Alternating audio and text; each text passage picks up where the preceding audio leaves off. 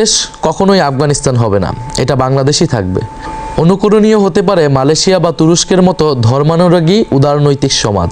ধর্ম থাকবে ব্যক্তিগত বিশ্বাস ও সামাজিক সাংস্কৃতিক চর্চার জায়গায়, আর রাষ্ট্র পরিচালিত হবে আইন, ন্যায় বিচার ও ইনসাফের ভিত্তিতে। ধর্মের মূল্যবোধ এবং নৈতিকতা রাষ্ট্র পরিচালনার ক্ষেত্রে সহায়ক হতে পারে। পোশাকের স্বাধীনতা নিশ্চিত করা। প্রত্যেক নাগরিক নিজের বিশ্বাস, সংস্কৃতি ও ব্যক্তিগত পছন্দ অনুযায়ী পোশাক নির্বাচন করার পূর্ণ স্বাধীনতা ভোগ করবেন।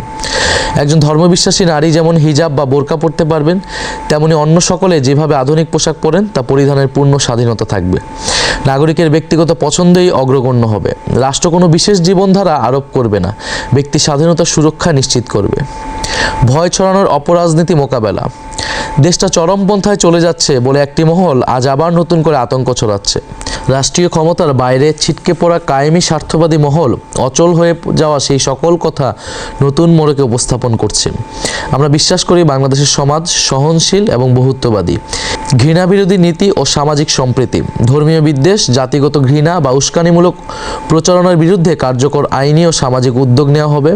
শিক্ষা, সাংস্কৃতিক কর্মকাণ্ড, গণমাধ্যমে পারস্পরিক শ্রদ্ধা, সম্মান ও সহনশীলতার মূল্যবোধ প্রচার